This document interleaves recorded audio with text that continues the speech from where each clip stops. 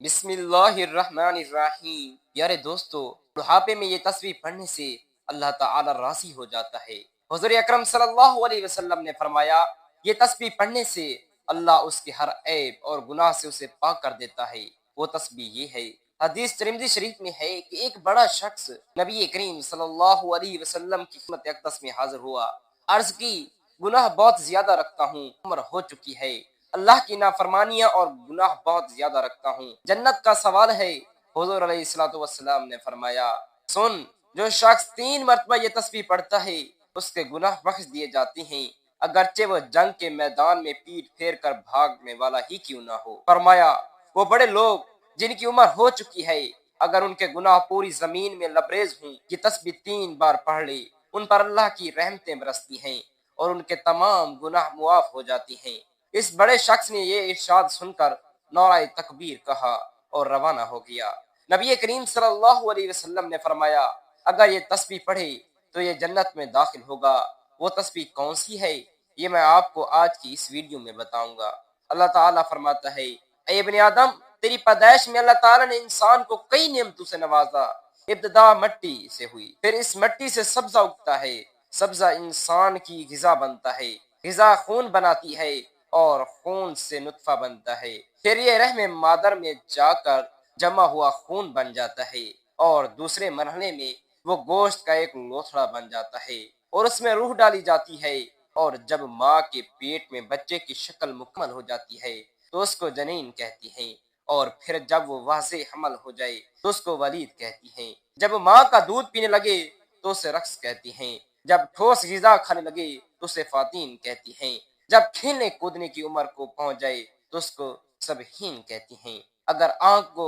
باندھنے لگے تو اسے غلام کہتی ہیں، چہرے پر سبز یعنی داڑھی پھوٹنے لگے تو اس کو مرہق کہتی ہیں، جب بلوغت کو پہنچ جائے تو اس کو بالغ کہتی ہیں، جوان ہو جائے تو شاب کہتی ہیں، پختہ عمر ہو جائے تو رجل کہتی ہیں، جب 30 سال کی عمر ہو جائے تو اسے کہول کہتی ہیں، جب 40 سال عمر ہو جائے تو اسے شیخ کہتی ہیں، عمر ڈھلتے ڈھلتے جب موت کی دہلیز پر پہنچ جائے، ہڈیاں کمزور ہو جائیں، جسم لاغر ہو جائے، حافظہ کمزور ہو جائے تو اس کو ارذل العمر کہتی ہیں۔ اس کے بعد بالآخر وہ میت ہو جاتا ہے اور مرنے کے بعد اسے تراب یعنی مٹی ہو جاتا ہے، مٹی سے اس کی ابتدا ہوئی تھی اور بالآخر مٹی ہی بن جاتا ہے۔ لہٰذا ایک انسان کی عمر کا قیامت حصہ وہ ہوتا ہے جب وہ جوان ہوتا ہے، اور عمر کے اس حصے کی قدر کرنی چاہیے اور اس عمر میں زیادہ سے زیادہ نیکیاں کرنی چاہیے۔ ایک حدیث مبارکہ میں ارشاد نبی صلی اللہ علیہ وسلم ہے، 5 چیزوں کے آگے غنیمت جانو،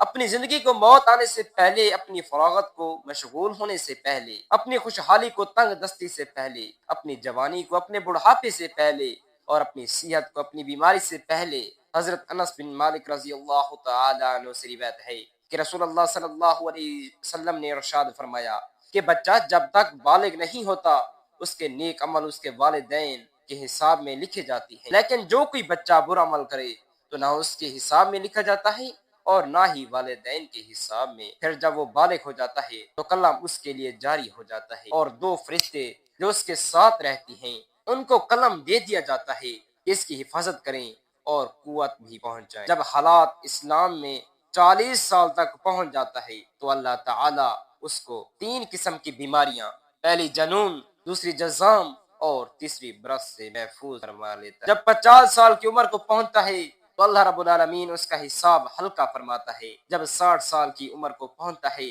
تو رب العالمین اس کو اپنی طرف رجوع کی توفیق دیتا ہے۔ جب 70 سال کو پہنچتا ہے تو تب آسمان والے اس بوڑھے سے محبت کرنے لگ جاتی ہیں، اور جب اس کی عمر 80 سال ہو جائے تو اللہ تعالیٰ کے حسنات کو دے ہیں اور سیئات کو معاف فرما دیتی ہیں۔ پھر جب 90 سال کی عمر کو جاتی ہے تو اللہ تعالیٰ اس کے سارے اگلے پچھلے گناہ معاف فرما دیتا ہے اور اس کو اپنے گھر والوں کے معاملے میں شفاعت کرنے کا حق فرما دیتا ہے اور اس کی شفاعت قبول فرما لیتا ہے، اور اس کا لقب امین اللہ اور اسیر اللہ فی الارض یعنی زمین پر اللہ کا قیدی ہو جاتا ہے، کیونکہ اس عمر تک پہنچنا عموماً انسان کی قوت بہم ختم ہو جاتی ہے، کسی چیز میں اس کے لیے لذت نہیں رہتی، ایک قیدی کی طرح زندگی گزارتا ہے، اور جب وہ ارذل العمر تک پہنچ جائے تو اس کے تمام نیک عمل نامہ اعمال میں برابر لکھے جاتی ہیں، جو اپنی صحت و قوت کے زمانے میں کیا کرتا تھا۔ لیکن اگر اس سے کوئی گناہ سرزد ہو جاتے ہیں تو وہ لکھا نہیں جاتا۔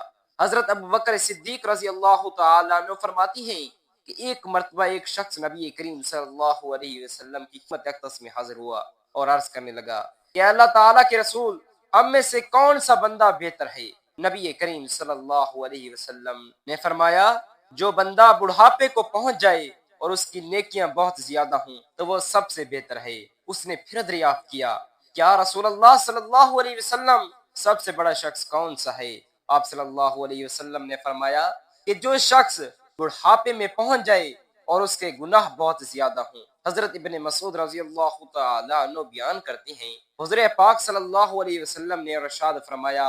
ابن آدم قیامت کے دن اس وقت تک اپنے رب کے سامنے سے قدم نہیں ہٹا سکے گا جب تک کہ اس سے 5 چیزوں کے بارے میں سوال نہ کر لیا جائے۔ ان میں چند یہ ہیں کہ اس نے اپنی عمر میں کس چیز سے میں فنا کی، اس نے اپنی جوانی کو کن کاموں میں گزارا، اور اس نے اپنے علم کے مطابق کیا عمل کیا۔ حضرت انس رضی اللہ تعالیٰ عنہ کا فرمان ہے کہ نبی پاک صلی اللہ علیہ وسلم نے فرمایا، اللہ تعالیٰ جس شخص کی عمر اسلام میں 40 سال تک پہنچا دے تو اللہ تعالیٰ اس سے کئی قسم کی بلاؤں کو دور فرماتا ہے۔ پہلے جزام، دوسری مرض اور شیطان کو بھڑکانے کو، اور اللہ تعالیٰ جس شخص کی عمر اسلام میں 50 سال کو پہنچا دے تو اللہ تعالیٰ اس پر حساب کتاب کو آسان فرما دیتا ہے۔ ایک مسلمان کے لیے عمر کا ہر ایک حصہ اللہ تعالیٰ کی نعمت اور بیش بہا عطا ہے، لیکن ارذل العمر سے پناہ مانگنی چاہیے۔ اللہ تعالیٰ نے قرآن مجید میں ارشاد فرمایا ہے، اور اللہ نے تم کو کیوں پیدا کیا اور پھر وہی تم کو وفات دے گا، اور تم میں سے بعض کو ارذل نکارہ عمر کی طرف لوٹا دیا جاتا ہے تاکہ انجام کار وہ حصول علم کے بعد کچھ نہ جان سکے۔ حضرت سعد رضی اللہ تعالیٰ عنہ بیان کرتے ہیں کہ نبی کریم صلی اللہ علیہ وسلم نے ارشاد فرمایا، نمازوں کے بعد ان چیزوں سے پناہ طلب کیا کرو۔ اے اللہ، میں بزدلی سے تیری پناہ میں آتا ہوں، اور میں اس سے تیری پناہ میں آتا ہوں کہ مجھے ارذل العمر کی طرف لوٹا دیا جائے، اور میں عذاب قبر سے تیری پناہ میں آتا ہوں۔ بحوالہ حدیث صحیح بخاری۔ اس حدیث پاک سے واضح ہے کہ نبی کریم صلی اللہ علیہ وسلم نے ارذل العمر سے اللہ تعالیٰ کی پناہ مانگی ہے، اور جان لیتے ہیں کہ یہ ارذل العمر ہے۔ کیا علامہ عینی لکھتے ہیں کہ ارذل العمر سے مراد یہ ہے کہ انسان اس قدر بوڑھا ہو جاتا ہے کہ کمزور ہو کر اپنے بچپن کی ابتدائی حالت میں واپس لوٹ جاتا ہے، اور اس کی سماعت اور بصارت کمزور ہو جاتی ہے، اور اس کی عقل کام نہیں کرتی، اور نہ ہی سمجھ میں کوئی بات آتی ہے۔ وہ فرائض کو ادا نہ کرنے کے ساتھ ساتھ اپنے ذاتی کام بھی نہیں کر سکتا، اپنی پاکیزگی اور صفائی کا خیال نہیں رکھ سکتا، اور اپنے گھر والوں پر بوجھ بن جاتا ہے، اور وہی گھر والے اس کے موت کی تمنا کرنے لگتے ہیں۔ اگر اسی شخص کا گھر بار نہ ہو تو وہ بالکل تنہا ہو جاتا ہے، اور اس سے بڑی کیا مصیبت ہوگی۔ اللہ پاک ایسی عمر سے ہم سب کو محفوظ فرمائے۔ 40 سال کی عمر کے بعد انسان کا انحطاط شروع ہو جاتا ہے، ان کے اعصاب کمزور ہو جاتی ہیں، اور جن لوگوں پر اللہ سبحانہ و تعالیٰ کا خصوصی کرم ہوتا ہے جیسے علماء کرام اور اولیاء اللہ، وہ 60 سال کے بعد بھی مضبوط نظر آتی ہیں اور ان کے حواس قائم رہتی ہیں۔ حضرت عطا نے حضرت ابن عباس رضی اللہ تعالی عنہ سے روایت کی ہے کہ سورہ نحل کی آیت میں ارذل العمر کا جو تذکرہ ہے مسلمانوں کے لیے نہیں، کہ مسلمانوں کی عمر جس قدر زیادہ ہو جاتی ہے اللہ تعالیٰ کے نزدیک اس کی عزت اور کرامت بڑھتی جاتی ہے، اور اس کی عقل و معرفت بھی زیادہ ہو جاتی ہے۔ اور حضرت اکرمہ نے کہا کہ جو قرآن مجید کی تلاوت کرتا ہے وہ ارذل العمر کی طرف سے نہیں لوٹایا جاتا۔ ایک مرتبہ ایک شخص نے حضرت علی المرتضی کرم اللہ وجہ الکریم کی خدمت میں حاضر ہو کر یہ سوال کیا، امیر المومنین، میرے بال سفید ہوتے جا رہے ہیں، اس کا کیا مقصد ہے؟ حضرت علی المرتضی کرم اللہ وجہ الکریم نے فرمایا کہ جب حضرت آدم علیہ السلام زمین پر آئے اور وہ بڑے ہونے لگے تو ان کے بال بھی سفید ہونے لگے، اور جب پہلی مرتبہ حضرت آدم علیہ السلام نے اپنے بالوں کو سفید ہوتے دیکھا تو اللہ تعالیٰ سے عرض کی، اے اللہ پاک، میرے بال سفید کیوں ہو رہے ہیں؟ تو رب کریم نے فرمایا کہ بالوں کا سفید ہونا بڑھاپے اور بزرگی اور تجربات میں پروانی کی طرف اشارہ ہے، اور انسان کا بڑا ہو جانا انسان کو نفسانی خواہشات سے دور رکھتا ہے، اور اس بات کو واضح کرتا ہے کہ اس شخص کے پاس زندگی میں تجربات ہیں جن سے مشورہ لے کر آپ اپنے آپ کو بہتر بنا سکتے ہیں۔ اس لیے اللہ تعالیٰ بڑوں کے مشورے زیادہ پسند فرماتا ہے، یعنی کہ بڑوں کے پاس جو تجربات ہوتی ہیں وہ اچھا مشورہ دیتے ہیں۔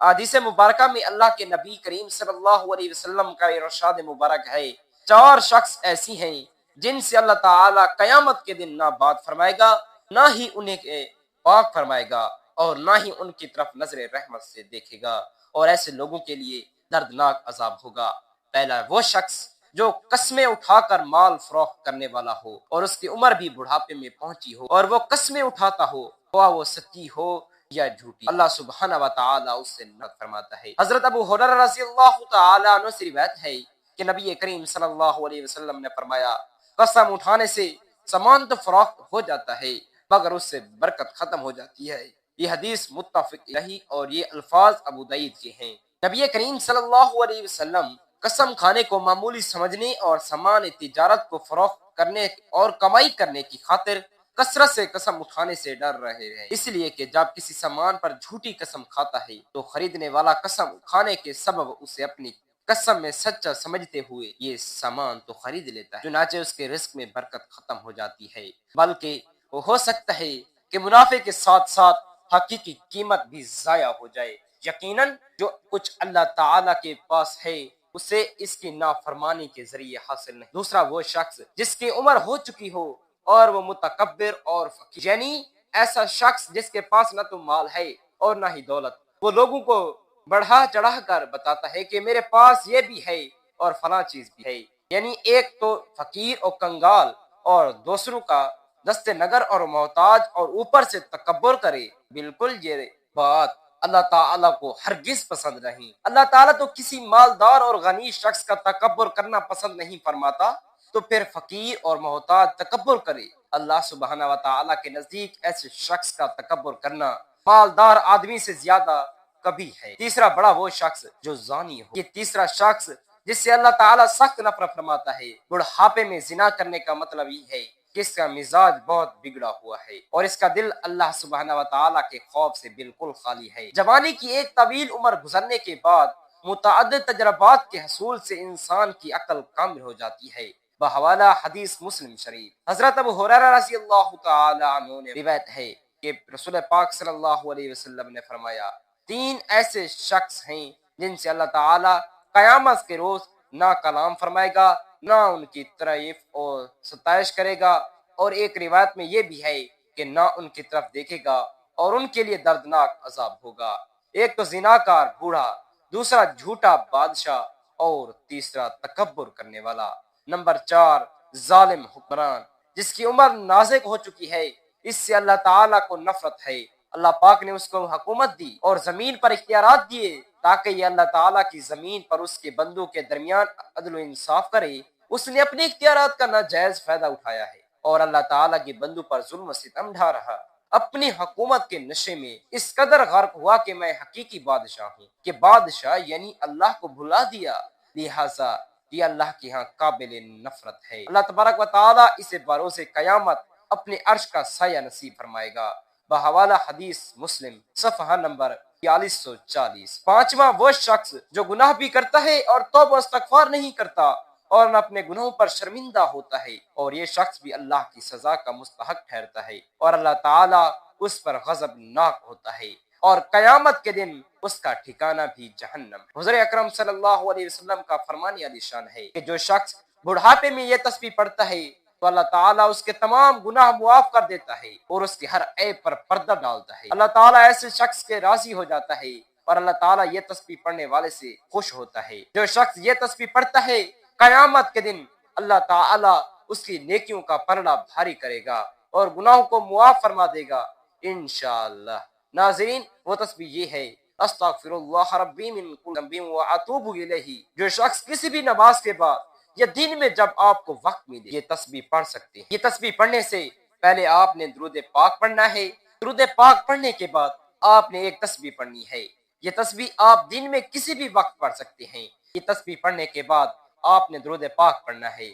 درود پاک پڑھنے کے بعد اللہ تعالی سے اپنے گناہوں کی معافی مانگنی ہے، سچی توبہ کرنی ہے۔ توبہ کرنے کا مطلب یہ ہے کہ آئندہ کوئی گناہ نہیں کرنا، تو اس طرح کا عزم کر کے آپ نے توبہ کرنی ہے، نیک اعمال کرنے کی طرف توجہ دینی ہے اور نماز پنجگانہ ادا کرنے کا ارادہ کرنا ہے۔ حضرت ابو ہریرہ رضی اللہ تعالی عنہ سے روایت ہے کہ نبی کریم صلی اللہ تعالی علیہ وسلم نے ارشاد فرمایا کہ انسان پر صدقہ واجب ہے۔ اس طرح ایک اور جگہ آپ نے ارشاد فرمایا تم میں سے جو آدمی بھی صبح کا سورج دیکھتا ہے اس کے ہر جوڑ پر صدقہ واجب ہو جاتا ہے۔ یعنی نبی کریم صلی اللہ تعالی علیہ وسلم کے ان ارشادات کی روشنی میں ہمیں پتہ چلتا ہے کہ جیسے ہم پر اگلا دن چڑھتا ہے ہمارے جتنے بھی جوڑ ہیں، یعنی ہمارے جسم میں 360 کے قریب جوڑ ہیں، ان تمام پر صدقہ واجب ہو جاتا ہے۔ لیکن ہم سے کتنے ایسے لوگ ہیں جو کہ اپنے جسم پر واجب ہونے والے اس صدقے کو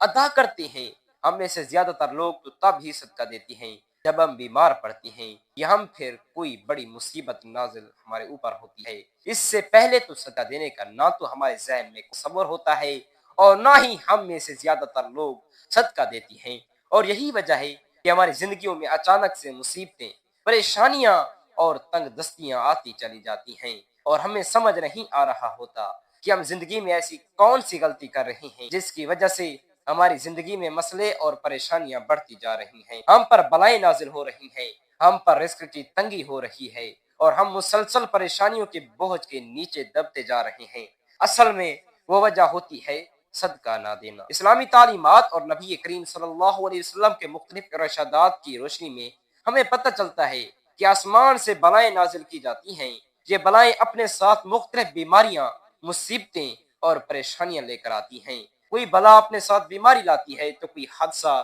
تو کوئی رزق کی تنگی، لیکن صدقہ کرنا ہمیں نہ صرف ان بلاؤں سے بچاتا ہے بلکہ غربت اور پریشانیوں سے بھی بچاتا ہے۔ صدقے کی وجہ سے ہماری رزق اور دولت میں اضافہ ہوتا ہے اور گھر میں برکت ہوتی ہے۔ اس کے علاوہ ہمیں یہ بھی پتہ چلتا ہے کہ صرف مال خرچ کر کے ہی صدقہ نہیں دیا جاتا، بلکہ اگر آپ کسی کو سلام کرنے میں پہل کرتی ہیں تو یہ بھی صدقہ، پانی پلانا یہ بھی صدقہ ہے۔ اسی طرح صدقہ دینے کے بہت سارے طریقے ہیں، جیسا کہ دو آدمیوں کے درمیان صلح کروانا، کسی کو سواری پر چڑھنے میں مدد کرنا، کسی کو اچھی بات بتانا، نماز کے لیے جو آپ قدم بڑھاتے ہیں یہ بھی صدقہ ہے، راستے سے رکاوٹیں اور پتھروں کو ہٹا دینا، دوسروں کو فائدہ پہنچانا، کسی کو دعا دینا، کسی کو پڑھانا یا کوئی چیز سکھانا، کسی کو اچھی بات بتانا، کسی کو مسکرا کر دکھانا، کسی مصیبت میں پھنسے انسان کی مدد کرنا، وقت نکال کر اپنے ماں باپ کے ساتھ گزارنا، کسی کی طبیعت پوچھنا، کسی کی عیادت کرنا،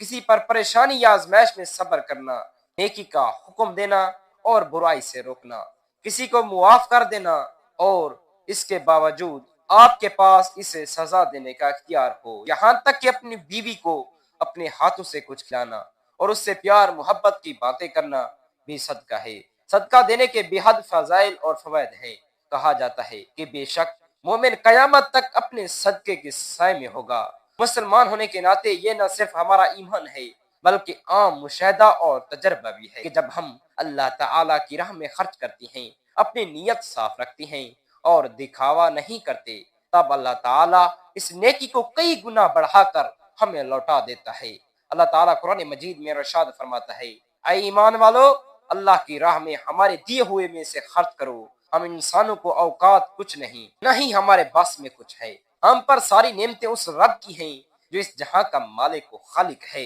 اسی ذات کا کرم ہے کہ اس نے ہمیں دینے والوں میں سے بنایا، لہٰذا یہ ہمارا فرض ہے کہ ہم اس عطا کردہ رزق سے غریبوں، مسکینوں، لاچاروں، مجبور، ضرورت مندوں، یتیموں اور بے سہارا لوگوں کی مدد کریں، ان کی ضروریات کا اس طرح خیال کریں جس طرح اللہ تعالیٰ ہماری ضروریات کا خیال اور ہمارے گناہوں کا پردہ رکھتے ہیں۔ اللہ تعالیٰ میری ہر درخواست کو قبول و منظور فرمائے، میری حاجتیں پوری فرما، اور جب کہ تو نے استجابت دعا کا وعدہ فرمایا ہے، تو میری دعا کو رد نہ کر، اور جب کہ تو نے مجھے دعا کا حکم دیا ہے، تو میری دعا کو اپنی بارگاہ سے روک نہ دے، اور جن چیزوں سے میرا دینی و دنیاوی مفاد و وابستہ ہے ان کی تکمیل سے مجھ پر احسان فرما، جو یاد ہوں اور جو بھول گیا ہوں، زہر کی ہوں یا پوشیدہ رہنے والے ہوں، اعلانیت طلب کی ہوں یا در پردہ، ان تمام صورتوں میں اس وجہ سے کہ تجھ سے سوال کیا ہے، نیت و عمل کی اصلاح کرنے والوں اور اس بنا پر کے تجھ سے طلب کیا ہے، کامیاب ہونے والوں اور اس سے سب سے تجھ پر بھروسہ کیا ہے، غیر مسترد ہونے والوں میں سے قرار دے، اور ان لوگوں پہ شمار کر جو تیرے دامن میں پناہ لینے خوابگر ہوں، تجھ سے بے پار میں فائدہ اٹھانے والے اور تیری دامن عزت میں پناہ گزین جنہیں تیرے ہمیں گیر فضل کرم سے رزق حلال میں فراوانی حاصل ہوئی ہے اور تیری وجہ سے ذلت سے عزت تک پہنچے، جو انصاف کے دامن میں ظلم سے پناہ لی ہے اور رحمت کے ذریعے بلاؤں مصیبتوں سے محفوظ ہیں اور تیری بے نیازی کی وجہ سے فکر سے غنی ہو چکے ہیں اور تیرے تقوی کی وجہ سے گناہوں لغزشوں اور خطاؤں سے محفوظ ہیں اور تیری اطاعت کی وجہ سے خیر اور شدید ثواب کی توفیق حاصل ہے اور تیری قدرت سے ان کے اور گناہوں کے درمیان پردہ حل ہے اور جو تمام گناہوں سے دستبردار اور رحمت میں مقیم ہیں۔ اللہ تعالی ہم سب کا حامی و ناصر ہو، آمین ثم آمین۔ دعا ہے کہ اللہ تعالیٰ نیکی کی بات کو پڑھنے، سننے، سمجھنے اور اس پر عمل کرنے کی توفیق عطا فرمائے۔ میرا پڑھنا اور آپ کا سننا اپنی بارگاہ الہی میں منظور و مقبول فرمائے، آمین۔ ناظرین، گزارش ہے کہ اپنے رزق میں برکت کی وصیت اور کشادگی کے لیے اللہ تعالیٰ کے ناموں میں سے کوئی ایک نام لکھ کر کامنٹس میں ضرور شیئر کریں۔ اللہ تعالیٰ ہم سب کا حامی و ناصر ہو، آمین۔ جزاک اللہ خیرا کثیرا۔